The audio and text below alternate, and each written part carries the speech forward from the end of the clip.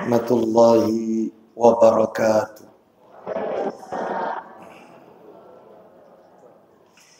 Alhamdulillah alladzi bi ni'matihi tatimmus shalihat wa asyhadu an la ilaha illallah wahdahu la syarika lah wa asyhadu anna Muhammadan abduhu wa rasuluh. Ya ayyuhalladzina amanu taqullaha haqqa tuqatih wa la tamutunna illa wa antum muslimun.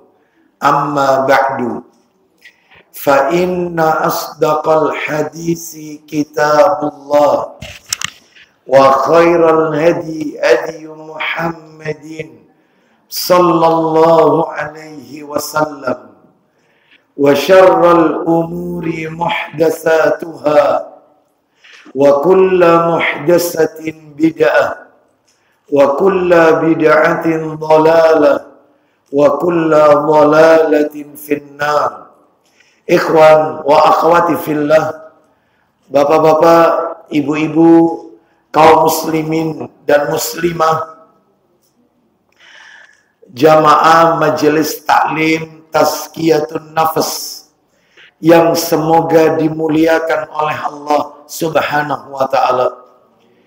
Kepada segenap pengurus takmir Musalla Az-Zaitun yang semoga dirahmati oleh Allah Subhanahu wa ta'ala, puji dan syukur kita panjatkan kepada Allah Subhanahu wa ta'ala atas limpahan karunia nikmat-nikmatnya, sehingga kita dipertemukan kembali di salah satu rumah Allah dari sekian banyak rumah-rumah Allah yang ada di muka bumi ini, yaitu Musalla Az-Zaitun, dalam rangka talabul ilmi, menuntut ilmu. Semoga niat kita, langkah kaki perjalanan kita menuju majelis ini semuanya tercatat di sisi Allah sebagai pemberat timbangan amal kebajikan kita kelak di yaumil qiyamah. Bapak Ibu rahimani wa rahimakumullah, sore hari ini kita akan melanjutkan materi kita. Kita masih berbicara kitab Adabul Mufrad. Al-Adabul Mufrad, hadis yang pertama, hadis nomor 1. Karena di bab yang pertama ini, bab tentang birrul walidain, bab tentang berbakti kepada kedua orang tua, itu ada 3 dalil.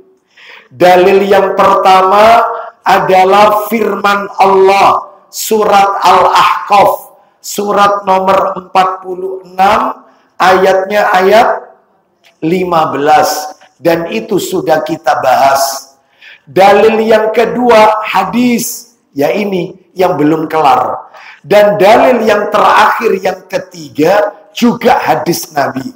Nah, setelah itu nanti berganti bab. Ya baik, sekarang kita akan masuk hadis nomor 1 dalam kitab Adabul Mufrad. Hadis ini diriwayatkan oleh Bukhari dan Muslim. Dan hadis ini beberapa kali selalu kita ulang-ulang karena memang materinya belum tuntas. Disebutkan dalam kitab Sahih Targhib wa Tarhib, nomornya 2478. Saya bacakan saja Bapak Ibu sekalian. Saya bacakan, ya betul ya, 2478 kan? Betul. An Abdillah radhiyallahu anhu qala, dari sahabat Abdullah, maksudnya Abdullah di sini Abdullah bin Mas'ud radhiyallahu anhu. Ia berkata, Sa'altun Nabiyya sallallahu alaihi wasallam. Aku pernah bertanya kepada Nabi sallallahu alaihi wasallam. Aku pernah bertanya, ayyul amali ahabbu ilallah. amal apakah yang paling dicintai oleh Allah? Qala, Nabi menjawab, as-salatu ala waktiha. Salat tepat pada waktunya. Itu amalan yang paling dicintai oleh Allah Subhanahu wa ta'ala. Lalu Abdullah bin Mas'ud radhiyallahu anhu bertanya yang kedua. Qala summa ayyun. Kemudian apa lagi? Qala, Nabi menjawab, birrul walidaini. Berbakti kepada kedua orang tua. Qala, Abdullah bin Mas'ud radhiyallahu anhu bertanya lagi. Summa ayyun. Kemudian apa lagi? Qala, Nabi menjawab, al-jihadu fi sabilillah. Jihad di jalan Allah Azza wa Jalla. Qala, maka Abdullah bin Mas'ud radhiyallahu anhu berkata, haddatsani bihinna walau istazattuhu lazadani. Apa kata Abdullah bin Mas'ud radhiyallahu anhu? Nabi sendiri yang menyampaikan itu kepadaku, menyampaikan 3 hal tersebut kepadaku. Salat tepat pada waktunya, birrul walidain, dan jihad fisabilillah. 3 amalan yang paling dicintai oleh Allah. Terus katanya Ibnu Mas'ud atau Abdullah bin Mas'ud, sekiranya aku minta lagi, niscaya Nabi akan menambahkannya untukku. Pertanyaannya, kenapa kok tidak minta lagi? Maka nanti kita akan jawab pada pelajaran yang terakhir dari hadis ini. Baik, Bapak Ibu sekalian, rahimani wa rahimakumullah, hadis ini mengandung 9 pelajaran. Yang pertama adalah, dan ini sudah kita bahas, tidak perlu kita ulang, dalam beribadah itu carilah amal ibadah yang paling dicintai oleh Allah. Jadi ibadah itu bukan yang kita sukai. Beribadah itu bukan sesuai selera kita. Tetapi apa yang disukai, dicintai oleh Allah dan Rasulnya. Itu satu.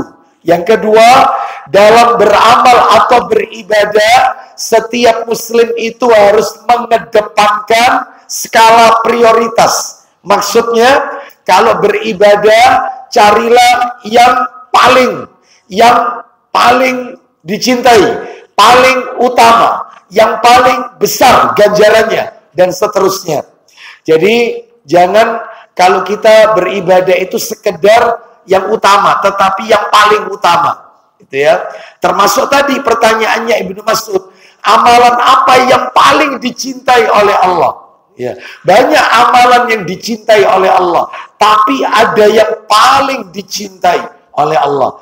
Makanya kalau beribadah, tolong dikedepankan skala prioritas dengan melakukan yang lebih afdol, lebih dicintai, lebih utama, lebih besar ganjaran pahalanya. Maksudnya itu. Terus yang nomor 3, Rasulullah mengawali nasihatnya dengan menyebutkan haknya Allah dulu. Apa itu yang tadi itu? Salat. Salat itu kan haknya Allah. Maka Nabi sebelum menyebutkan birrul walidain, hak sesama manusia, karena kalau birrul walidain itu kan hablum minan nas. Nabi menyebutkan hablum minallah dulu, yaitu hubungan hamba kepada Allah. Jadi yang pertama tadi benar kalau begitu, sholat. Sedangkan yang nomor 2 birrul walidain, hablum minan nas. Nah, seperti itu. Makanya Bapak Ibu sekalian, dalam beribadah itu, maka tolong kedepankan hablum minallah. Baru kemudian hablum minan nas. Ya, haknya Allah didulukan. Gitu. Baik, yang nomor 4, dan ini kemarin yang belum tuntas. Yang keempat, dalil yang tadi kita dengarkan, memberikan pelajaran kepada kita tentang kedudukan salat di dalam Islam. Betul itu?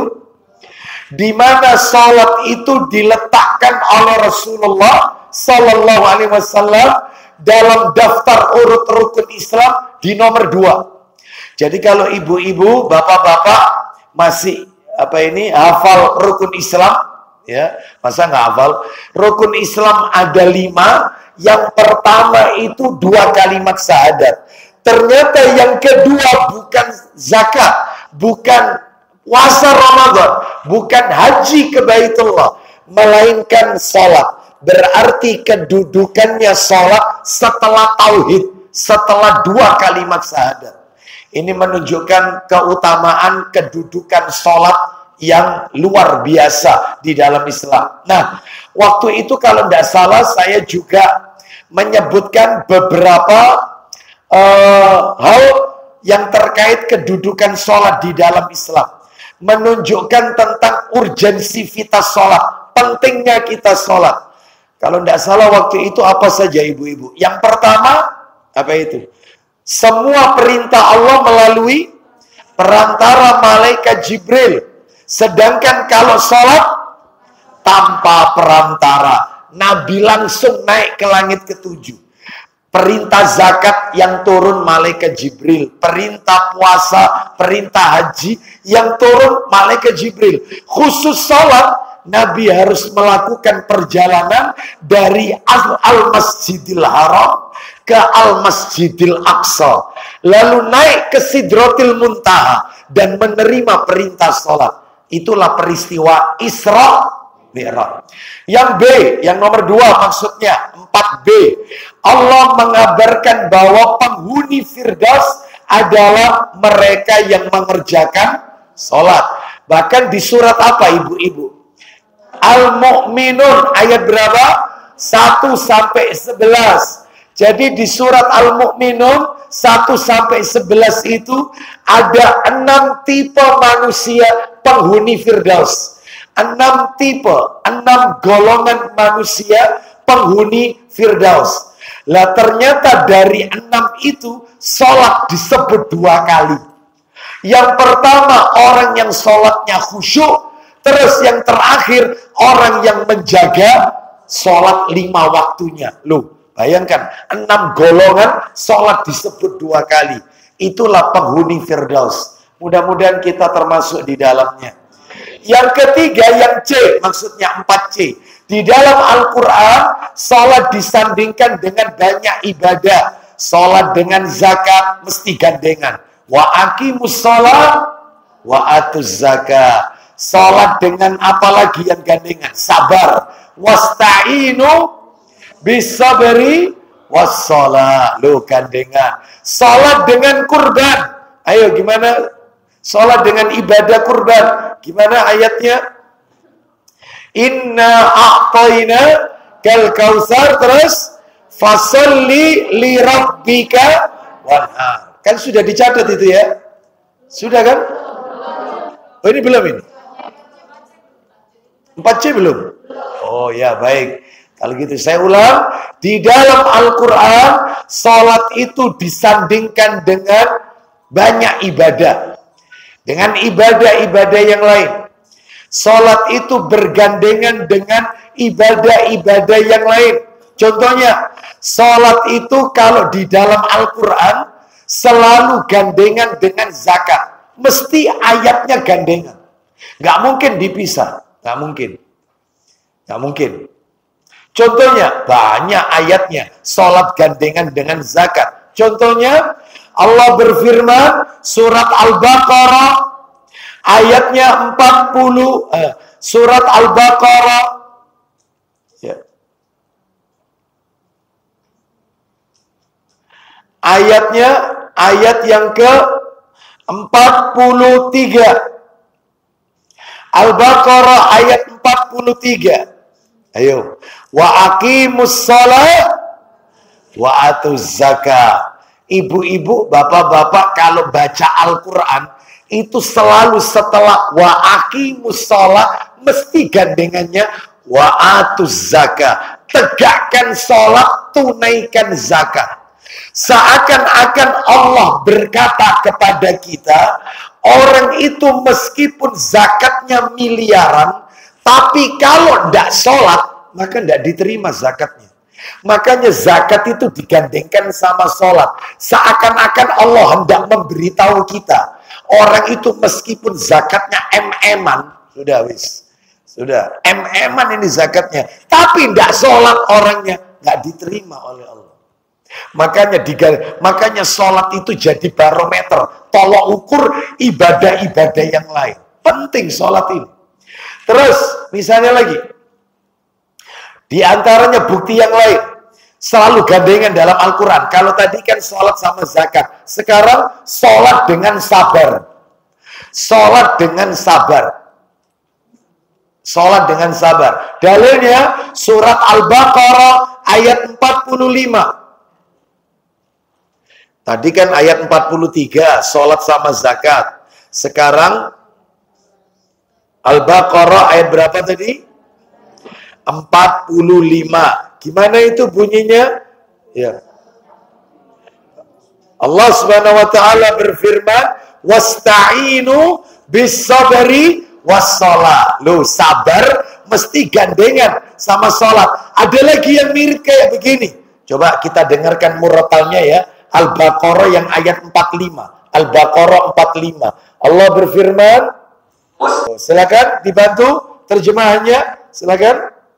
Jadikan sabar dan sholat sebagai penolongmu. Loh, jadikan sabar dan sholat sebagai penolongmu. Saya kasih lagi. Coba dibuka ayat 153. Al-Baqarah tetap 153. Al-Baqarah 153. Kita dengarkan. Silakan. Innallaha ma'as-sabirin. Silakan. Ulang lagi. Jadikan sabar dan sholat sebagai penolong. Loh, gandengan. Jadi apa maksudnya berarti Ustaz? Maksudnya Allah hendak memberitahukan kepada kita, sesabar apapun seseorang itu ketika tertimpa musibah, dia bisa sabar saat kehilangan orang yang dia cintai. Dia sabar ketika kekurangan harta, kemiskinan. Dia sabar ketika terkena penyakit, menahun lagi penyakitnya, tidak kunjung sembuh. Tapi tidak sholat, maka sabarnya nggak dapat pahala. Padahal ibu-ibu kalau pengen tahu, orang sabar itu pahalanya no limit, tanpa batas. Semua amal ibadah ada angkanya, Bu. Ada pahalanya. Orang berjamaah di masjid, pahalanya 27 kali lipat. Kalau di Masjidil Haram 100.000. Masjid Nabawi 1000 kali. Ada, angkanya itu ada. Tapi ada ibadah itu yang angkanya no limit, tanpa batas. Apa Ustadz amalannya? Ada 3. Salah satunya sabar. Orang sabar itu pahalanya tanpa batas. Coba, ternyata orangnya tidak sholat, yang nggak dapat apa-apa, nggak dapat pahala. Makanya sholat itu digandengkan dengan amalan-amalan yang lain.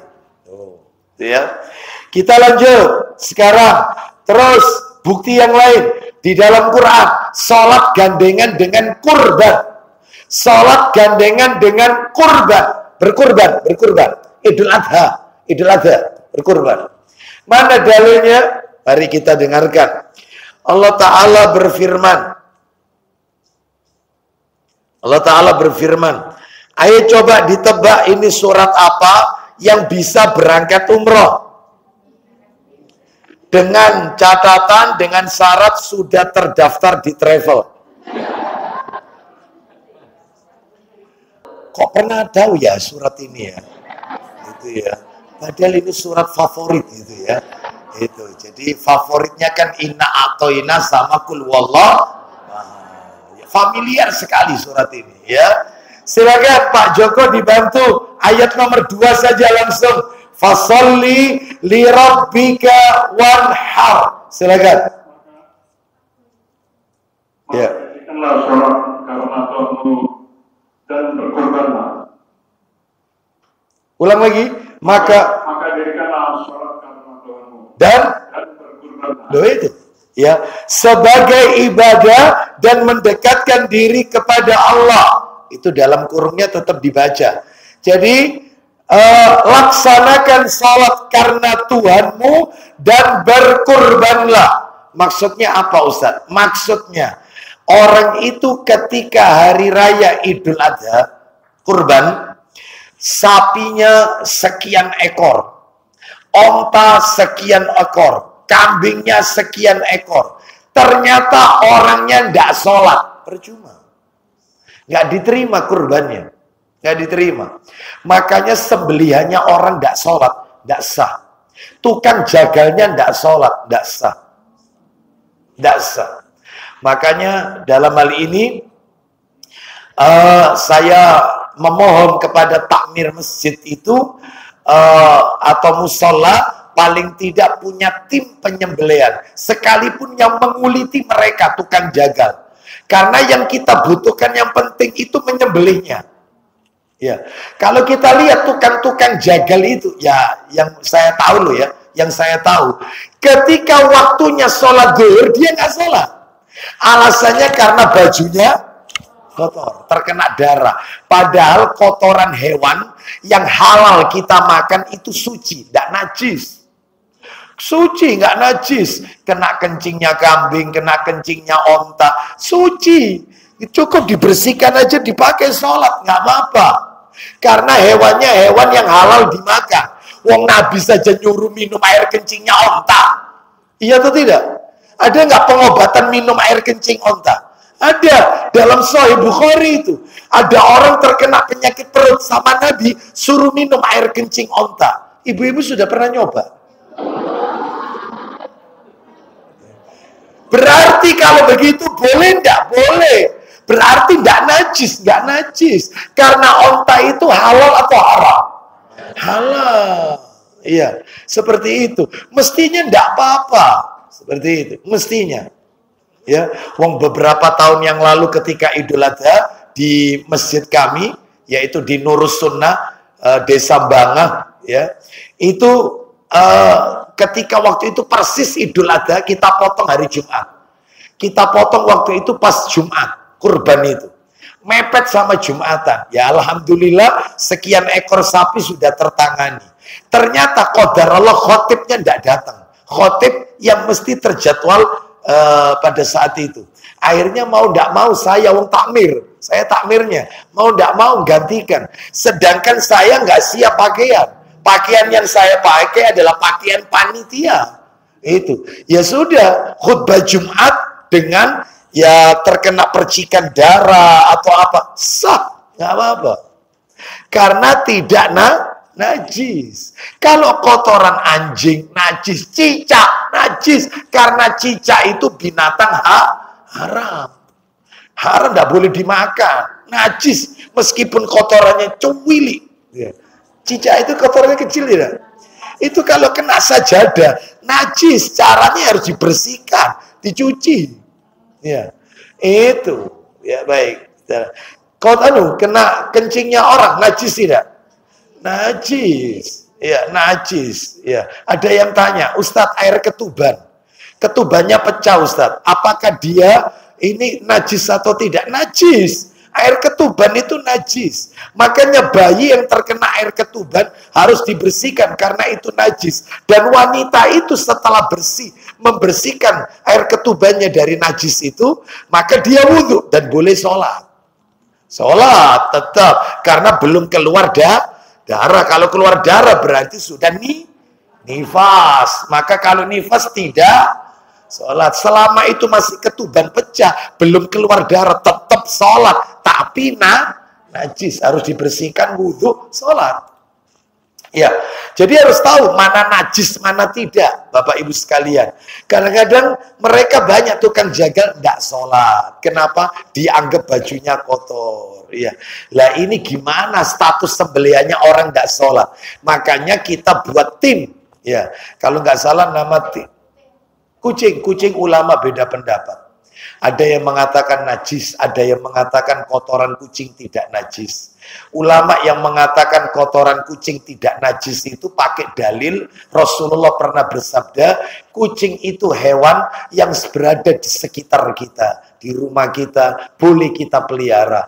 Makanya kalau boleh dipelihara, berarti kotorannya tidak najis. Itu ulama sebagian mengatakan tetap karena dia bertaring, makanannya juga dagingnya haram dimakan, maka kotorannya najis karena hewan yang tidak boleh kita makan. Jadi sama-sama kuat ini. Ustadz sendiri milih pendapat yang mana? Kita lanjutkan aja, enggak usah ribut-ribut ya. Nanti setiap orang punya kebebasan untuk memilih. Ya, silakan panjenengan mau pilih yang mana. Ya. Baik, kita lanjutkan. Yang seret yang mana, kan gitu. Kita hargai masing-masing pendapat. Kita lanjutkan Bapak Ibu sekalian. Jadi itu tadi yang C ya, poin C. Baik. Sekarang yang poin D, 4D. Allah mencela orang-orang D itu. Ya D, betul. Delta.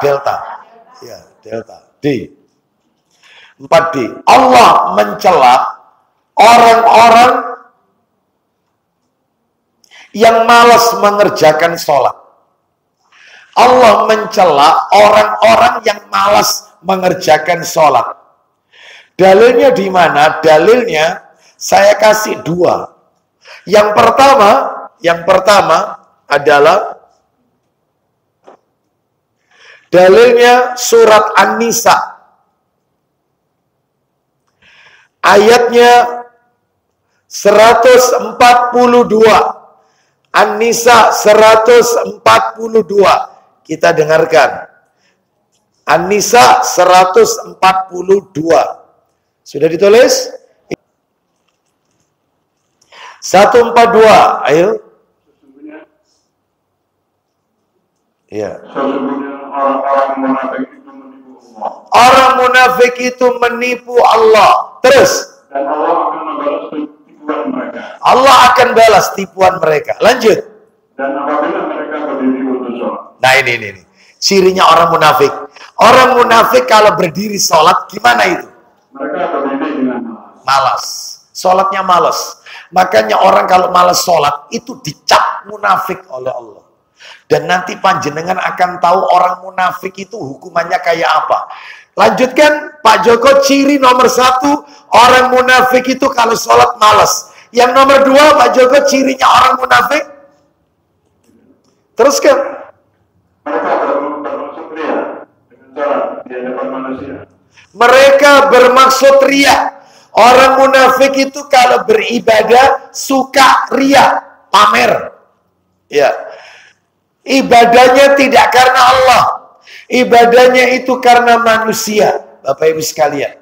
Makanya jangan sampai penyakit satu ini muncul di dalam diri kita. Ibu-ibu, bapak-bapak sekalian. Ria, ingin dilihat orang. Ibadahnya ingin dapat apresiasi. Ibadahnya ingin dapat pujian, sanjungan, dielem orang. Itu ria. Mau taklim, nulis status. OTW taklim. Itu ria itu. Ya. Mau sholat Jumat, status nulis status OTW Jumatan. Ya. Sudah ngirim nasi bungkus untuk makan siang sholat Jumat. Alhamdulillah 50 bungkus Jumat barokah telah terkirim. Ria itu. Ria. Tawaf. Ya, lagi tawaf, selfie. Setelah itu dikirim di grup supaya orang pada tahu kalau dia lagi ria itu. Ya, itu penyakitnya orang munafik. Dia baru semangat ibadah kalau dilihat orang. Kalau tidak ada orang yang lihat, malas, lesu, ya, dan mutung. Nah, itu cirinya orang munafik. Kita orang mukmin, ada orang, tidak ada orang, tetap semangat. Nah, itu tetap semangat beribadah. Dipuji orang kita tidak suka. Dikritik orang kita malah datangi. Kita sukai. Betul? Pret. Ayo mas. Iya. Dipuji nggak suka. Betul? Iya. Dicela malah kita sukai. Karena tabiat dasar manusia itu senang dipuji, dielem. Apalagi kalau dipuji di depan manusia.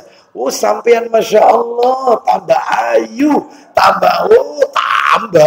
Kayak kapas mulu.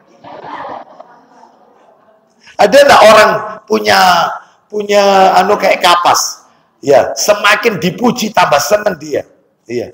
Jadi kalau itu sodakonya dibaca disebut orang, telah datang sodako dari Bapak Haji Joko sebesar 500.000 rupiah.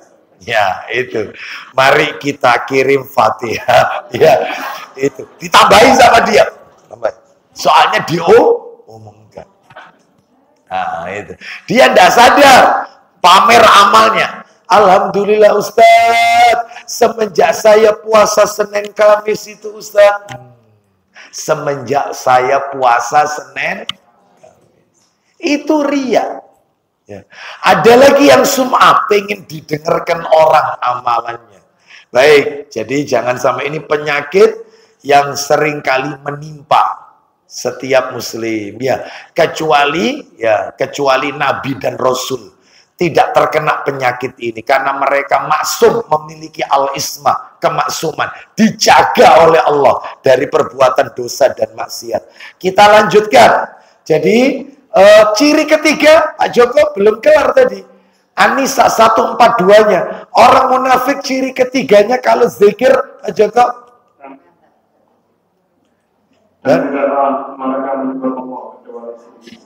Mereka kalau berzikir, gimana zikirnya? Sedikit. Zikirnya sedikit. Oh, itu. Saya tunjukkan sekarang kepada Bapak Ibu sekalian. Hukumannya orang munafik. Wah, mengerikan. Suratnya tetap An-Nisa, ayatnya 145. An-Nisa 145. An-Nisa 145.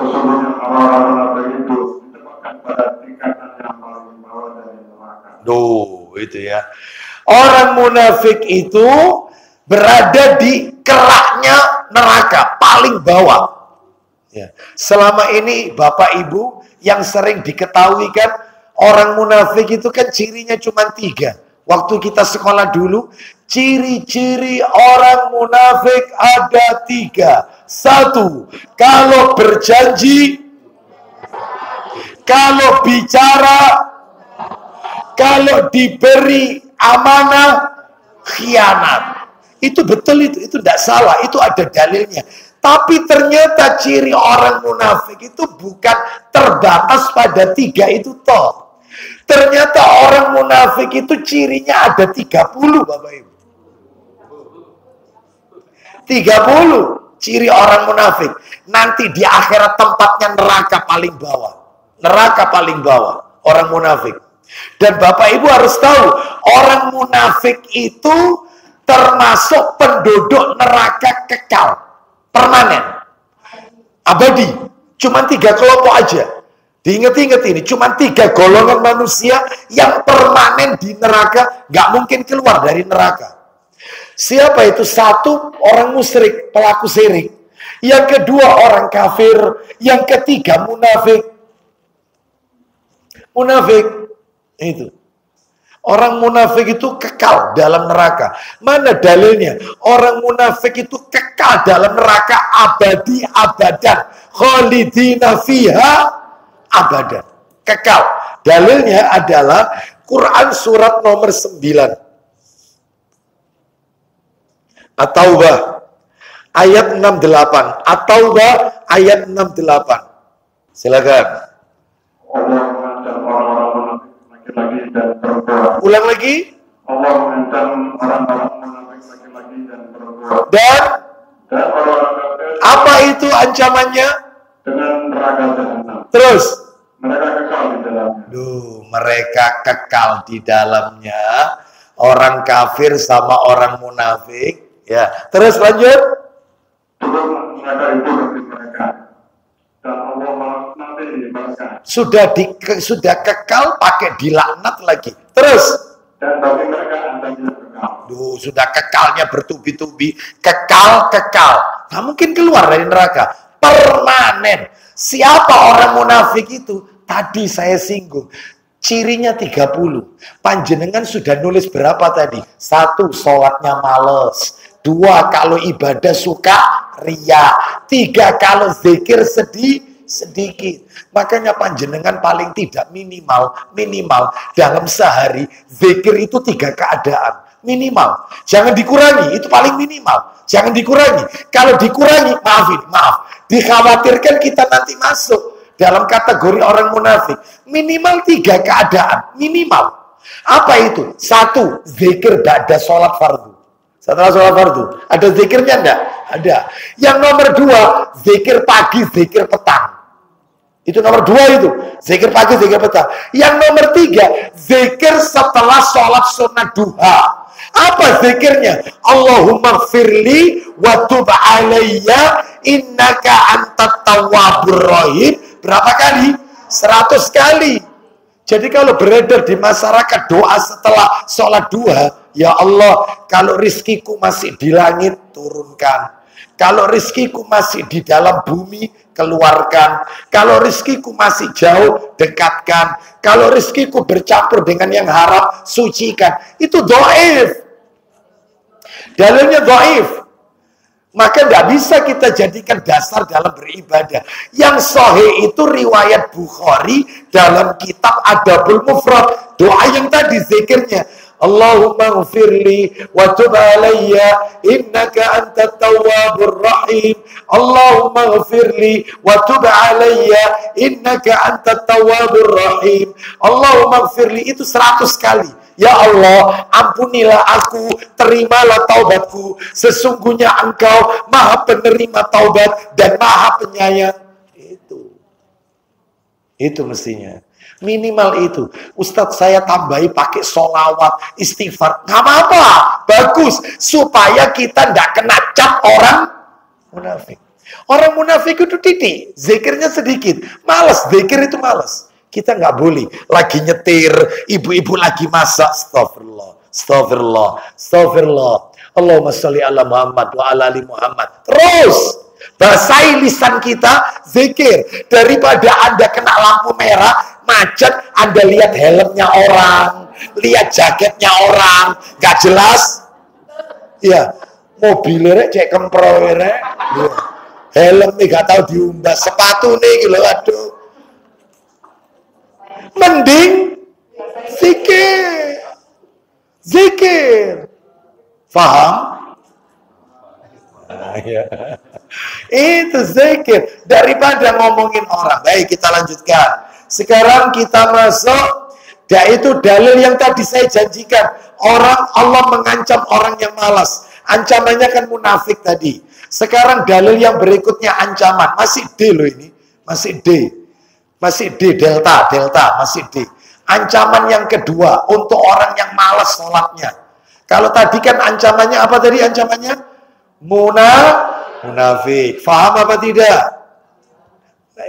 Saya itu kadang-kadang ya agak takut tentang kasih buka ini, begitu. Ayo kembali. Singen di rumah. Nah, itu kadang-kadang gak paham ya. Jadi saya itu menjelaskan itu semakin melebar, tambah melebar. Supaya paham, materi tambahan. Intinya satu ancamannya. Orang males sholat dicap munafik. Dalilnya An-Nisa 142. Dikembangkan munafik itu kekal intipe neraka. Terus kemudian cirinya munafik. Loh itu kembangan. Paham ya? Ibu-ibu tak ajari. Apa itu pakai garis-garis saja, seret ini begini, seret, ya.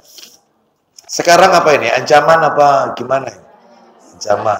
Yang B, kok B? Ancaman kedua ya. Ancaman yang kedua, orang yang malas sholat, suratnya surat nomor 74. Al-Mudatsir. Betul. Surat 74. Al-Mudatsir. Ayatnya 42 dan 43. Surat Al-Mudatsir ayat 42 dan 43. Apa yang memasukkan kalian ke dalam sakor? Apa jawaban mereka? Mereka menjawab, kami dahulu tidak termasuk orang-orang Duh. Berarti kalau gitu ancamannya orang kalau males sholatnya apa ancamannya? Betul, neraka sakor. Itu neraka sakor. Baik, sekarang kita masuk poin yang 4E, kedudukan sholat. Masih bicara sholat. Sholat merupakan wasiat Nabi yang terakhir kepada umatnya. Sholat itu wasiatnya Nabi terakhir kepada umatnya. Minta tolong Pak Joko, Ibnu Majahnya dibuka. Sholat itu wasiat terakhir, wasiat Nabi yang terakhir kepada umatnya. Sholat itu wasiat Nabi yang terakhir kepada umatnya. Jadi sebelum Nabi wafat, Nabi itu menyebut diulang-ulang sholatlah. Itu wasiat Nabi terakhir. Nabi tidak menyebut zakat. Nabi tidak menyebut puasa Ramadan. Yang diucapkan oleh Nabi terakhir itu sholatlah. Berarti penting Bapak Ibu. Ini ibadah nggak main-main ini. Mari kita dengarkan Ibnu Majah nomornya. Apa ada ya di situ ya? 2200. Apa jilid 2 ya? Apa saya salah bawaan? 2200. Iya, itu 2000 berapa awal? Oh iya, berarti jilid 2. Qadarullah, saya salah bawa. Dicatat aja, 2200. Saya carikan yang sudah saya download aja. 2200. Ibnu Majah 2200. Ibnu Majah 2200 nomornya. Ibnu Majah, dalilnya Ibnu Majah nomor 2200. Baik, sekarang kita dengarkan, minta tolong Mas Khairul berikan ke Pak Joko dibaca dari Anas. Silakan langsung terjemahan. Monggo. Dari Anas kita dengarkan. Dari Anas. Sudah ada kok, tinggal baca aja. Silakan. Dari Anas bin Malik dia berkata. Anas bin Malik radhiyallahu anhu. Terus Wasiat yang terakhir ulang lagi kurang jelas ini mic-nya. Ulang lagi. Wasiat yang terakhir Rasulullah utarakan menjelang wafat. Ya, terus Ketika sakaratul mautnya yaitu jagalah sholat serta perhatikanlah segala apa yang kalian miliki. Nah, jagalah sholat. Ya, kalau ada Bu, mungkin untuk yang petugas pembaca supaya enak gitu ya, biar enak, maka ada sound kecil itu loh Bu. Mungkin barangkali ada yang punya bisa dibawa ya pengajian berikutnya itu. Sebenarnya baterainya nggak habis kok. Baterainya, cuman nggak tahu mungkin ya sinyal betul mungkin ya. Penting pakai yang itu aja, yang kecil itu apa? Sound kecil. Bluetooth juga bisa pakai Bluetooth. Sound yang ada Bluetooth, yang kecil dibawa aja. Ya, coba diulang lagi wasiat Nabi. Wasiat yang terakhir Rasulullah. Ulang lagi dari awal, dari Anas. Dari Anas bin Malik. Beliau berkata. Ya. Wasiat yang terakhir Rasulullah SAW utarakan menjelang wafat. Menjelang wafat, apa itu? Ketika sakaratul maut. Apa itu? Yaitu jagalah sholat. Stop, jagalah sholat. Sholatlah. As-sholah wa ma malakat aimanukum. Terus apa lagi? Serta perhatikanlah segala apa yang kalian miliki. Jadi jangan zalim kepada budak, orang yang bekerja bersama kita. Jangan mendolimi. Berikan gajinya sebelum keringatnya itu kering. Dan seterusnya. Baik, itu maksudnya. Jadi sholat disebut ketika Nabi sakaratul maut. Baik. Sekarang kita lanjutkan yang ke F. 4F. Tinggal satu lagi G. Tuntas, kita masuk nomor 5 nanti. Nah, yang F, Rasulullah Sallallahu Alaihi Wasallam memerintahkan kepada para orang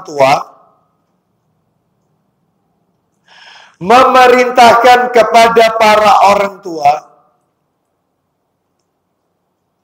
untuk mendidik anak-anaknya sholat.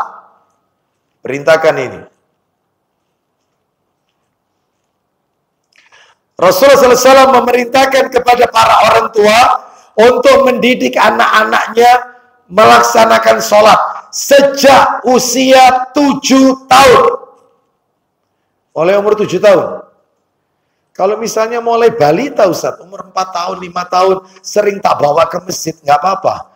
Tapi katanya para ulama, ngajak anak ke masjid itu umur 7. Umur 7, karena anak umur 7 itu usia mumayyiz. Mumayyiz itu usia bisa membedakan mana yang baik, mana buruk. Tapi kalau di bawah 7 tahun, itu adalah bukan usia mumayyiz. Usia di mana dia senang bermain, main. Itu. Akibatnya kalau bawa anak umur 5 tahun dibawa, akibatnya dia buat keributan. Wong kadang banyak orang tua zaman sekarang ngajak anak tujuannya kan baik, didik dia supaya rajin berjamaah di masjid. Tapi kadang-kadang tidak diperhatikan. Orang tuanya sholat sendiri, anaknya dibiarkan di belakang, rame. Itu kalau orang terganggu, maka orang tuanya nanggung dosanya orang sama masjid itu. Karena nggak khusyuk. Nggak khusyuk. Dia nanggung semuanya. Makanya mending sholat sama mamanya di rumah aja. Papa tak di masjid, kamu sama mamamu di rumah. Karena kamu belum waktunya, apalagi kamu sulit dikendalikan. Wis, daripada kamu teriak-teriak, lari-lari. Terbukti, ada anak usia 5 tahun. 5 tahun loh ini. 5 tahun itu ya sudah TK. TK atau B ya. Itu. Saya sholat waktu itu di daerah mana ini? Perumahan Puri Surya Jaya. Saya sholat salah satu masjid, lalu kemudian anak ini saya tersakiti. Jadi orang ini, ya saya juga kena imbasnya. Orang ini bawa anak itu ditaruh di sampingnya, Benar, betul katanya Nabi, betul. Anak itu diajari sholat umur 7 tahun. Karena anak umur 7 tahun itu bisa dinasehati dan dia bisa diarahkan. Kalau kurang, itu ya kayak gini. Akhirnya di tengah-tengah sholat, orang tuanya ini ketika sujud itu dijadikan kendaraan tunggangan. Jadi dirangkul dari belakang.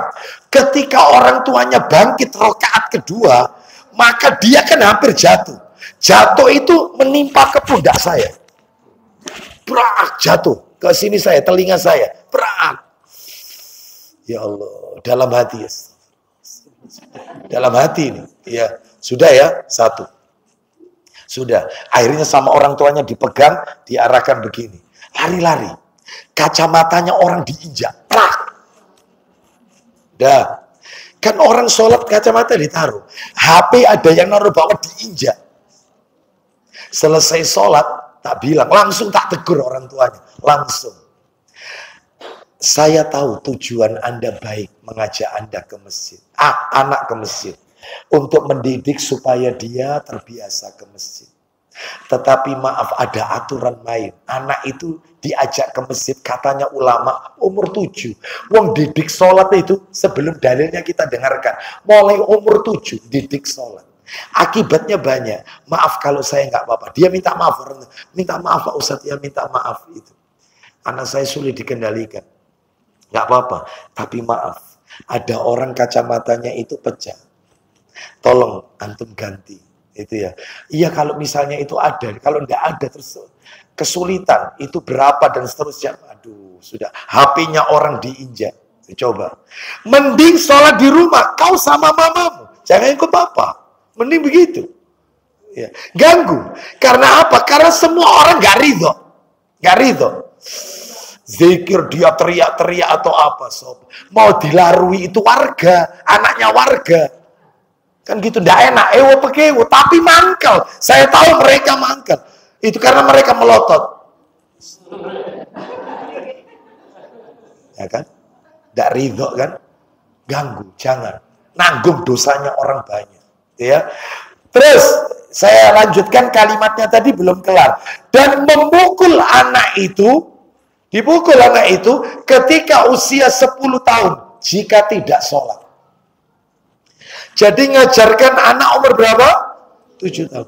Dan memukul anak itu saat usianya 10 tahun ketika tidak sholat. Jadi 10 tahun dipukul. Mana dalilnya? Kita dengarkan dulu dari Abu Dawud. Mana kitabnya? Iya. Nomornya 494. Abu Dawud 494. Kita dengarkan. Abu Dawud 494.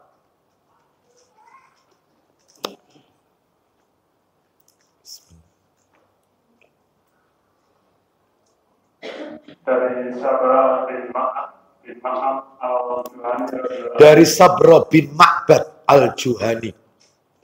al-Juhani. Ma'bad al-Juhani, dia berkata, iya, 494 ini Abu Dawud. Silakan. Nabi Shallallahu Alaihi Wasallam bersabda, Isinya, perintahkanlah anak-anak untuk mengerjakan sholat. ketika Apabila telah berumur 7 tahun. 7 tahun. Terus, Dan apabila telah berumur 10 tahun, maka pukullah dia karena meninggalkannya. nah pukul. Ketika umur berapa dipukul? 10 tahun.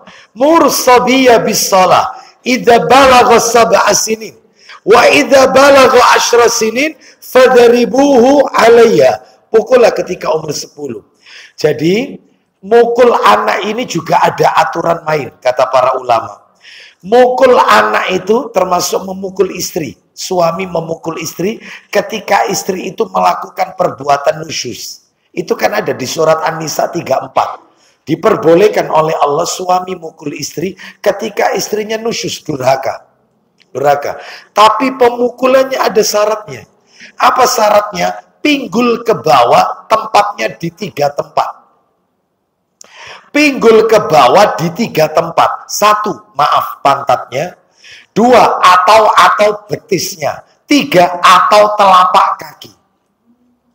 Jadi nggak boleh memukul anak itu nyentil telinganya. Tas, nggak boleh. Jewer, kamu nakal ya, nggak boleh. Itu istri, maaf. Menampar, nggak boleh, haram. Ya, yaitu tadi.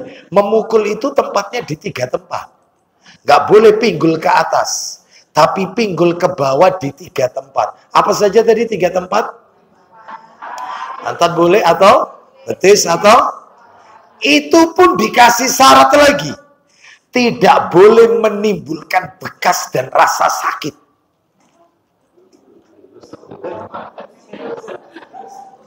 Nggak boleh. Sampai ngecap merah gitu ya. Memar, nggak boleh. Lah terus mukulnya gimana? Mukul gemes. Oh jadi baleni mana? Ya. Gitu ya. Atau telapak kakinya, jangan nakal ya. Jangan nakal. Telapak kakinya, jangan nakal. Lah ini ndai, mukul anak pakai sapu lidi, digebras. Ya betul tidak? Sampai biru, sampai merah. Haram, nggak boleh. Nggak boleh. Anak itu amanah. Kita dulu juga nakal seperti dia. Gak usah cilianku gak betik kayak gini. Oh gak eling. Tanya sama orang tuanya. Mestinya. Cilianmu biar yang betik. Itu mesti jawabannya. Ya. Sabar. Itu amanah. Ya, seperti itu. Kita lanjutkan. Sabar. Itu ya. Nah, sekarang nomor berikutnya. G. Garut. 4G. Amalan yang pertama kali akan dihisap oleh Allah. Kelak pada hari kiamat. Ya, sholat. Amalan yang pertama kali akan dihisap oleh Allah kelak pada hari kiamat. Dalilnya Abu Dawud. Nomornya 864. 864. Abu Dawud 864. 864 Abu Dawud. Oh. Ya, silakan Pak Joko. Diambil dari tengah-tengah saja. Dari mana itu? Dari Abu Hurairah radhiyallahu an, tengah-tengah. Rasulullah sallallahu alaihi wasallam bersabda, Ya. Sesungguhnya, saya bacakan aja ya, karena itu Pak. Ya, ya Rasulullah. Enggak, di tengah-tengah saja. Nabi SAW bersabda, tengah-tengah, sesungguhnya yang pertama kali akan dihisab. Ada, silakan. Nabi SAW bersabda, isinya, sesungguhnya yang pertama-tama akan dihisab dari amal perbuatan manusia pada hari kiamat ialah sholat. Sholat seperti itu. Stop sampai situ aja. Sholat yang akan dihisab. Sekarang kita lanjutkan poin nomor 5. Pelajaran kelima, betul tidak? Pelajaran kelima. Yang kelima adalah sholat 5 waktu yang dikerjakan sehari semalam.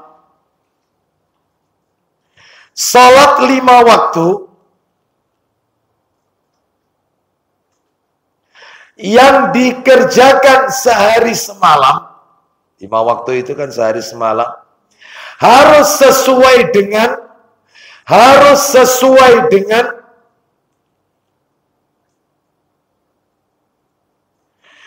aturan yang telah digariskan oleh Allah dan Rasul-Nya. Harus sesuai dengan aturan yang telah digariskan oleh Allah dan Rasul-Nya Sallallahu Alaihi Wasallam. Itu harus sesuai. Oh, namanya ibadah, Bu. Ibadah itu macamnya banyak, Bapak Ibu. Sholat itu ibadah, zakat itu ibadah, puasa, haji, umrah, zikir, baca Quran, baca sholawat, menikah itu ibadah, doa itu juga ibadah. Semua ibadah harus mengikuti petunjuk tuntunan Rasulullah Sallallahu Alaihi Wasallam. Dalam semua, mulai takbiratul ihram sampai salam. Harus mengikuti. Sebab kalau tidak, ibadahnya tidak diterima oleh Allah. Contohnya, coba dibuka dalilnya mana? Dalil. Coba dibuka Sahih Muslim. Nomornya 1701. Sahih Muslim, cepat dikit. 1701. 1701. Nabi bersabda, "Man amila amalan laisa alaihi amruna fahuwa raddun." Silakan. Dari Aisyah radhiyallahu katanya Rasulullah bersabda, 1701. Silakan. Siapa yang mengamalkan suatu amalan ibadah? Ulang lagi. Siapa yang mengamalkan suatu amal ibadah? Terus. Yang tidak pernah kami lakukan. Kami tidak pernah melakukannya, maka amalannya ditolak. Termasuk sholat. Harus mengikuti petunjuk Nabi Sallallahu Alaihi Wasallam. Sebab kalau saya lihat banyak orang sholat itu nggak ngikuti petunjuk Nabi. Mulai takbir sudah salah. Bahkan sebelum takbir sudah keliru. Nabi tidak pernah ajarkan. Contoh, menghadap kiblat. Menghadap kiblat. A'udzubillahi minasyaitonirrajim. Bismillahirrahmanirrahim. Qul a'udzu birabbin nas, malikin nas, ilahin nas, min syarril waswasil. Membaca surat, gak ada tuntunannya mau sholat baca surat An-Nas. Sudah, setelah apa ini? Alladzi yuwaswisu fi sudurin nas minal jinnati wan nas. A'udzubillahi minasyaitonirrajim. Bismillahirrahmanirrahim. Usolli fardhu. Niat. Gak ada tuntunannya. 4 imam mazhab. Imam Malik, Imam Syafi'i, Imam Abu Hanifah, semua imam, 4 imam mazhab. Mereka sepakat tidak ada melafadzkan niat. Niat itu pekerjaannya hati, bukan pekerjaannya lisan. Kita kalau menghadap kiblat, Allah sudah tahu kita ini mau ngapain. Bahkan besok kita mau ngapain Allah tahu. Apa katanya Allah dalam ayat kursi? Ya'lamu ma baina aydihim wa ma khalfahum. Allah itu mengetahui yang di depan manusia dan yang di belakang. Yang sudah ditinggalkan Allah masih ingat. Anda mungkin lupa. Yang belum Anda kerjakan setahun lagi, kita nanti cucu kita itu nikah sama siapa? Ya apa nanti pekerjaannya? Allah tahu. Semua sudah ditulis takdir. Sehingga kalau kita menghadap kiblat, apalagi ngambil air wudhu, Allah sudah tahu orang ini mau ngapain. Saya tanya sama ibu, ibu siapa nama? Hah? Ibu Ayi. Ibu Ayi. Ibu Ayi. Saya tanya, setelah taklim di Musola Az-Zaitun ini, panjenengan mau kemana? Ada acara atau bagaimana? Langsung pulang ke rumah ya. Baik. Nggak mungkin sekarang nanti beliau mengucapkan, saya berniat mau pulang ke rumah pada pukul. Nggak mungkin. Sudah. Niat itu kata orang Jawa apa? Kereteke hati. Lintasan hati. Ya kerentek apa keretek? Kerentek apa keretek? Lintasan hati. Apa yang lewat di hati itu niat. Iya, dalam hati. Bukan di itu. Saya kok kepingin ya tahun ini saya menikah lagi. Misalnya.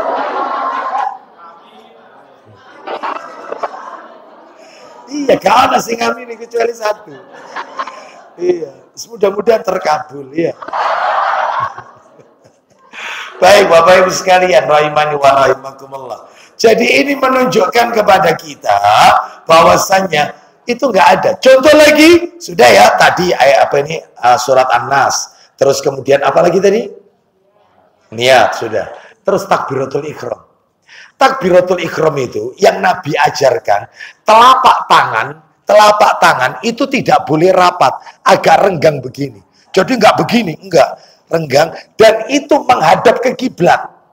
Jadi ada orang itu takbiratul ihram rapat begini. Sudah. Ya. Terus ketika takbiratul ihram ini sudah salah ini, rapat. Yang benar itu biasa, renggang begini, renggang. Nggak perlu begini, nggak perlu. Ya, biasa aja. Lo begini lo biasa. Anda kalau buka gimana? Ya, nggak usah begini.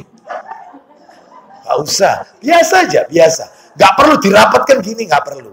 Sudah. Terus takbiratul ihram itu telapak tangan menghadap ke kiblat. Itu yang benar. Allahu Akbar. Ini tidak. Telapak tangannya tidak menghadap ke kiblat. Ada enggak? Allah. Ya, itu ya, sudah ya. Terus yang namanya takbiratul ihram yang Nabi ajarkan sejajar dengan bahu atau sejajar dengan telinga. Boleh begini, boleh begini. Boleh sejajar telinga atau turun sedikit bahu. Itu silakan. Yang paling sering Nabi lakukan sejajar bahu. Tidak perlu kemudian Anda sambil ngelirik-ngelirik begini. Nggak usah. Terus sambil bawa garisan gitu ya. Nggak usah. Ini ribet banget gitu loh. Dikira-kira saja. Yang nggak benar itu, yang salah itu. Loh. Tahu tidak? Nah, sholat itu sedekap di dada. Allahu Akbar. Dada. Ini dada, ini ulu hati. Di bawah ulu hati wilayah perut. Memang ada pendapat perut boleh. Tetapi yang kuat itu adalah dada. Nah ini tidak. Allahu Akbar. Ada tidak? Ya. Itu ya, sudah. Terus juga ada juga ruku. Ya. Ruku itu ketika ruku memegang lutut. Ini enggak, yang dipegang betis. Sudah. Ruku itu yang dipegang lutut dan cara memegangnya tangan itu dilonggarkan semua. Anggap ini lutut saya, anggap ini lutut saya. Megangnya lutut itu bukan begini, tapi begini. Nah, ya, jadi dilebarkan. Jadi bukan begini, bukan. Nah, banyak. Terus yang terjadi banyak kesalahan. Ketika salam, lihat tangan saya, lihat kedua tangan saya. Ini salah total ini, salah. Ini kata Nabi, sholatnya orang seperti ekor kuda. Ekor kuda. Contoh, dia ketika sholat tahiyat kan, tahiyat. Begitu dia baca innaka hamidum majid. Anda lihat tangan saya aja ya. Lalu dia salam sekarang. Dia salam. Assalamualaikum warahmatullahi. Assalamualaikum warahmatullahi. Ada enggak? Walak-walik gini. Itu seperti ekor kuda kata Nabi. Karena ekor kuda itu selalu bergerak-gerak. Maka tangan enggak ada yang gini. Ya. Saya tambahkan lagi yang salah yang lengkap komplit. Nah, salah yang lengkap. Perhatikan ya, kesalahan lengkap dalam sholat. Perhatikan ini. Tahiyat, sudah, terus salam. Anda lihat tangan saya aja nanti ya. Terus salam dia. Ini sudah tahiyat innaka hamidum majid, ya tutup sekarang. Assalamualaikum warahmatullahi. Assalamualaikum warahmatullahi.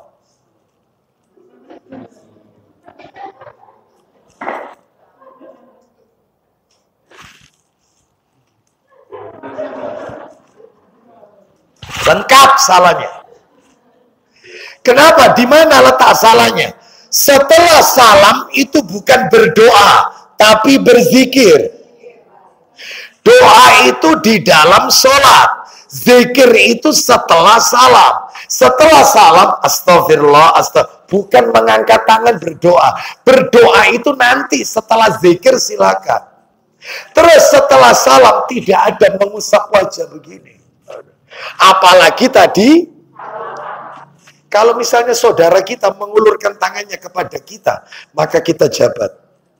Tidak usah kemudian kita kaku. Tidak ada bid'ah.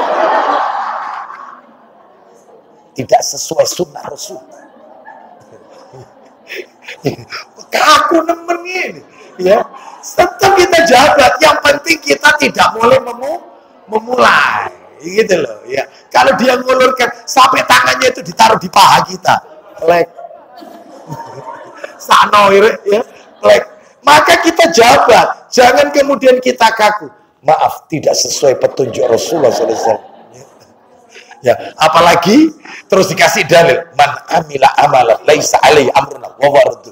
Siapa yang mengamalkan suatu amal ibadah yang aku tidak pernah mengamalkannya, maka tertolak. Wih, lengkap ini. Ya, sangar ini ya. Seperti itu. Sampai kadang-kadang suaminya ya bingung. Ya, karena istrinya sudah taklim terus, mau melakukan apa? Itu minta izin. Mana ini bener tama? Sana, suami kayak gini. Mending nikah lagi, mending nikah lagi. Sampai kalau masuk rumah, itu kayak orang Parkinson. Istrinya suka ikut taksim, tarjim. Suami kalau ada istrinya baca Quran, kalau istrinya tidak ada, walladzina amanu. Begitu istrinya datang, idgham, izhar. Iklap iku mas, iklap, mendengung. Jadi mau baca itu sakno.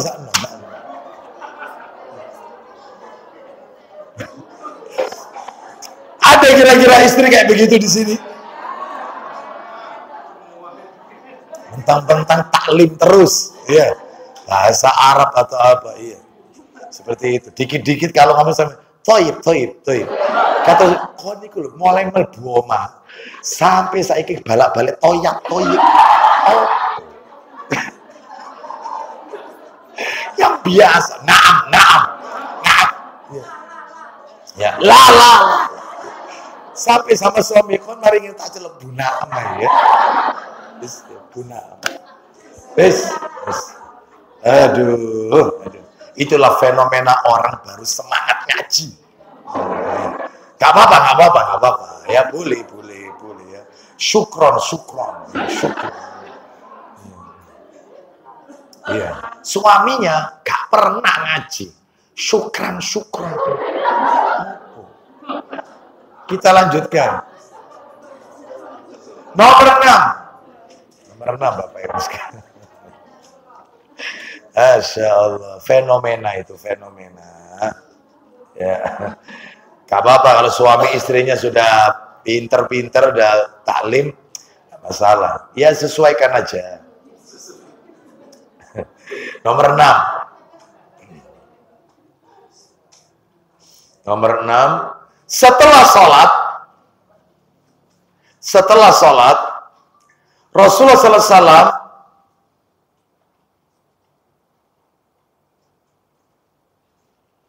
memerintahkan kita dalam hadis tadi memerintahkan kita untuk berbuat baik kepada kedua orang tua, birrul walidain. Kan yang pertama sholat tepat pada waktunya. Oh iya, ada dalil yang tertinggal, tapi nggak apa-apa, ditulis saja dulu, nanti mundur dikit, ada dalil yang tertinggal. Nanti nggak apa-apa, ditulis saja tetap nomor 6. Setelah sholat, Rasulullah SAW memerintahkan kita dalam hadis tadi untuk berbuat baik kepada kedua orang tua atau birrul walidain. Ini menunjukkan setelah hablum minallah maka hablum minannas. Setelah haknya Allah ditunaikan, haknya Allah, sholat itu kan hablum minallah. Maka sekarang tiba waktunya hablum minannas, berbuat baik dengan manusia. Lah manusia yang harus kita dului berbuat baik adalah orang tua. Orang tua itu dari semua tetangga semuanya, orang tua lebih dahulu. Hablum minannas yang paling didahulukan, orang tua. Baik. Jadi setelah hablum minallah, hablum minannas. Kita lanjutkan. Nah, berbuat baik kepada, masih nomor 6 ini, masih nomor 6, lanjutannya, masih nomor 6. Berbuat baik kepada orang tua itu meliputi anak laki-laki dan anak perempuan. Anak laki-laki harus berbakti. Anak perempuan meskipun dia sudah nikah, ya tetap berbakti. Tapi tentunya berbeda. Kalau terjadi dua kepentingan berbenturan, antara kepentingan suami sama kepentingan orang tuanya, maka dia harus mendahulukan mana? Suami. Tapi dia tetap berbakti. Nggak boleh seorang suami melarang istrinya untuk bertemu sama ibunya. Nggak boleh. Kan ada suami itu ngancam istrinya. Pokoknya kamu nggak usah pulang ke rumahnya mamamu. Nggak usah. Ya. Memutus kekeluargaan. Suka menjelek-jelekkan mertua atau orang tua si istri. Ini nggak boleh. Ya, nggak boleh. Baik, jadi anak perempuan juga punya hak untuk bakti kepada orang tuanya. Kalau sakit, suami yang baik diizinkan. Ayo, kamu tak antar dijenguk mamanya. Itu ya. Atau kalau tidak, dalam hal ini untuk menginap, merawatnya, atau ngajak orang tuanya ke rumah supaya dirawat sama anak perempuannya. Mestinya begitu, sikap suami yang baik. Gitu ya. Baik. Nah, mana ini dalilnya? Sebelum nomor 6 tak kasih dalil, saya mau mundur dulu yang nomor 5 tadi. Sholat itu harus mengikuti petunjuk Allah dan Rasul. Salah satunya adalah masalah waktu sholat. Itu sudah ditentukan, waktu sholat. Nomor 5, mundur yang nomor 5. Termasuk waktu sholat. Subuh itu jam berapa, duhur itu kapan, asar itu kapan, maghrib, isya. Itu ada waktunya. Allah yang menentukan. Mana dalilnya? Dalil. Allah dan Rasulnya yang menentukan. Dalilnya adalah surat An-Nisa ayat 103. An-Nisa 103. Nah ini aja. Tambahannya cuman ini tok. Yang nomor 5 itu. Tambahan dalil. Nggak bingung ya? An-Nisa 103. An-Nisa 103. Kita dengarkan. An-Nisa 103. Nah jelas sekali. Silakan. Maka apabila kamu telah menyelesaikan sholatmu, Duh, kalau habis sholat ngapain Pak Joko kalau selesai sholat? ingatlah Allah di waktu berdiri, Duh, zikir bukan doa setelah sholat itu. Terus? di waktu duduk, Terus? dan di waktu berbaring. Jadi kalau ada kepentingan kita setelah sholat kita pengen beranjak pergi, maka boleh zikirnya dilanjutkan sambil berdiri. Tapi tolong ketika mau memutus itu, tolong paling tidak Bapak Ibu berhenti sampai Allahumma antas salam. Jadi setelah salam, assalamualaikum warahmatullah, assalamualaikum warahmatullah, astagfirullah, astagfirullah, astagfirullah, Allahumma antas salam, wa minkas salam, tabarakta yadal jalali wal ikram. Sampai situ aja. Baru silakan Anda beranjak sambil nyetir Anda lanjutkan. La ilaha illallah wahdahu la syarikalah. Allahumma la mani alima atoita wa la mu'tiya lima manakta. Allahumma a'inni ala zikrika. Sampai subhanallah 33 alhamdulillah. Dan seterusnya lah. Ayat kursi, al-ikhlas, al-falak, an-nas. Nah itu kan. Maka itu boleh. Kenapa Ustadz kok sampai Allahumma antas salam? Karena astagfirullah 3 kali sama Allahumma antas salam itu dalilnya satu paket, ibu-ibu, bapak-bapak. Satu paket, satu hadis, nggak dipisah itu. Jadi Nabi itu sabdanya istighfar 3 kali dan ucapkan Allahumma antas salam. Itu. Makanya imam nggak boleh terus-terusan menghadap ke kiblat. Kalau habis ngimami. Jadi dia setelah salam, assalamualaikum warahmatullah, assalamualaikum warahmatullah, Astagfirullah, astagfirullah, astagfirullah. Allahumma antas salam wa minkas salam tabarakta ya dzal jalali wal ikram. Baru berbalik. Menghadap makmum, berhadapan. Jadi batasnya sampai Allahumma antas salam. Bisa dipahami sampai di sini ya. Baik. Sekarang kita masuk yang nomor 6 tadi, belum dalilnya. Nomor 6 belum dalilnya. Dalilnya An-Nisa ayat 124. An-Nisa 124. An-Nisa 124. Kita dengarkan An-Nisa 124. Silakan. Siapa yang mengerjakan amal-amal soleh? Loh, amal-amal soleh. Siapa aja? Baik laki-laki maupun perempuan. Terus? Sedang dia orang yang beriman. Maka mereka itu masuk ke dalam surga. Nah, mudah-mudahan kita termasuk di dalamnya. An-Nisa ayat berapa tadi? 124. Nah, salah satu bentuk amal soleh itu berbakti kepada, jadi anak laki dituntut berbakti, anak perempuan juga dituntut untuk berbakti. Ya. Sekarang nomor 7. Nomor 7. Yang nomor 7 adalah setelah birrul walidain, amalan yang paling dicintai oleh Allah yang ketiga, apa tadi? Jihad fisabilillah. Jihad fisabilillah. Nah, jihad. Ibu-ibu harus tahu, jihad itu, Bu, Pak, membela agama Allah. Jihad itu membela agama Allah dengan segala potensi yang kita miliki. Membela agama Allah dengan segala potensi yang kita miliki. Baik itu nyawa, itu jihad medan perang ini, peperangan, itu nyawa. Terus harta, seperti sekarang, ini kita kan tidak bisa pergi ke Palestina, bantu saudara-saudara kita yang ada di Gaza. Bantu. Kita kan bisanya dengan harta. Nah, itu infak, sodakoh, dikirim ke sana. Nah, itu namanya jihad juga. Jihad dengan harta. Termasuk juga dengan tenaga dan pikiran. Ya. Jadi setelah birrul walidain, nasihatnya Rasul berikutnya adalah jihad fisabilillah. Jihad itu membela agama Allah dengan segala macam potensi yang kita miliki. Baik itu dengan apa tadi? Nyawa, harta, tenaga, atau pikiran. Seperti itu Bapak Ibu sekalian.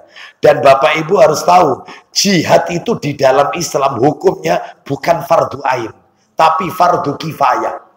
Fardu kifayah. Sholat 5 waktu itu fardu ain. Kalau sholat 5 waktu. Kalau jihad fardu kifayah. Apa maksudnya fardu kifayah? Kalau sudah ada orang yang pergi berperang, maka gugur kewajiban bagi orang lain. Sama persis seperti sholat jenazah. Sholat jenazah itu fardu kifayah. Sholat jenazah. Kalau sudah ada orang yang nyolati, maka yang lain gugur. Nggak apa-apa.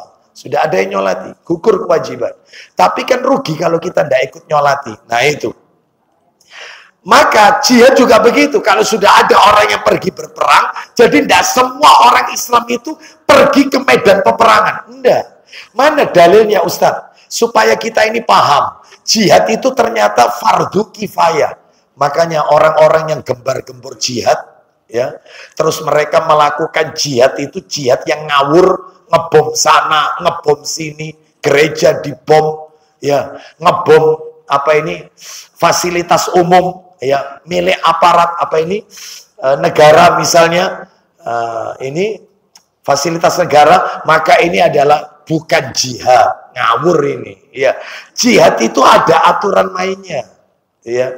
Baik, mana dalilnya jihad itu fardu kifayah? Dalilnya At-Taubah 122. Surat nomor 9 At-Taubah. Surat nomor 9 At-Taubah ayat 122. Dan tidak sepatutnya bagi orang-orang musyrik itu pergi semuanya ke medan perang. Itu. Ulang lagi kalimatnya, dan tidak. Ulang lagi. Dan tidak sepatutnya bagi orang-orang musyrik itu pergi semuanya ke medan perang. Terus. Mengapa tidak pergi dari setiap golongan di antara mereka beberapa orang untuk Loh, kenapa kok tidak ada sebagian mereka yang ikut taklim, memperdalam agama? Jadi nggak semuanya pergi. Itu makanya hukumnya fardu kifayah. Kalau sholat harus semuanya sholat.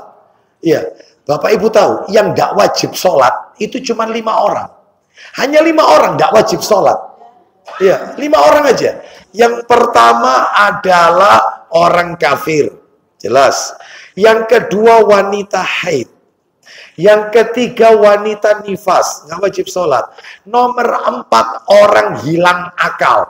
Hilang akal. Hilang akal, gila, termasuk pikun berat. Ya pikun berat, jadi sudah nggak ingat siapa-siapa. Wong sama anaknya jadi nggak ingat. Kok niki sopo padahal anaknya. Itu yang kayak gini, nggak wajib sholat ini. Nggak wajib sholat. Tapi kalau dia mau sholat, nggak apa-apa, bagus. Cuman kalau dia nggak sholat, nggak dosa. Nggak dosa, karena sudah gugur itu. Yang nomor 5, anak kecil belum balik, nggak wajib sholat. Loh, cuman itu toh, iya. Berarti orang kena stroke tetap sholat, tetap. Nggak ada dispensasi kena stroke terus nggak sholat, tetap. Meskipun nggak bisa dibisikkan ke telinganya, sebisanya. Entah itu cuma dengan gerakan tangan, gerakan jari, atau anggukan kepala. Allahu Akbar, Allahu Akbar. Allahu Akbar, sujud ini. Allahu Akbar, duduk. Allahu Akbar, sujud, berdiri lagi. Allahu Akbar. Semampunya tetap. Meskipun masuk ICU, tetap. Anaknya yang membisikkan ke telinganya, hatinya masih merespon. Tetap nggak bisa. Ya, jadi cuman 5 tok yang nggak wajib sholat itu cuman berapa tadi? 5. Ya. Sakit berat tetap sholat. Wallahu a'lam wa bishawab. Ini masih ada 2 lagi. Ya, lumayan ini. Kita bahas nanti insya Allah berikutnya karena jamnya sudah mendekati maghrib. Maghrib kan hampir jam 6 ya. Maghrib ya. Baik, nanti kita bahas. Nanti kalau kajian berikutnya kita ada waktu, saya tambahkan hadis nomor 2. Saya tambahkan hadis nomor 2. Kan ini baru hadis nomor 1. Ya, baik. Demikian kita tutup dengan kafaratul majelis. Semoga menjadi tambahan ilmu yang bermanfaat dan barokah. Akhiri wassallallahu ala nabiyyina wa ala alihi washabihi wasallam. Subhanakallahumma wa bihamdika asyhadu an la ilaha illa anta astaghfiruka wa atubu ilaik. Wa akhiru da'wana anil hamdulillahi rabbil alamin. Assalamualaikum warahmatullahi wabarakatuh.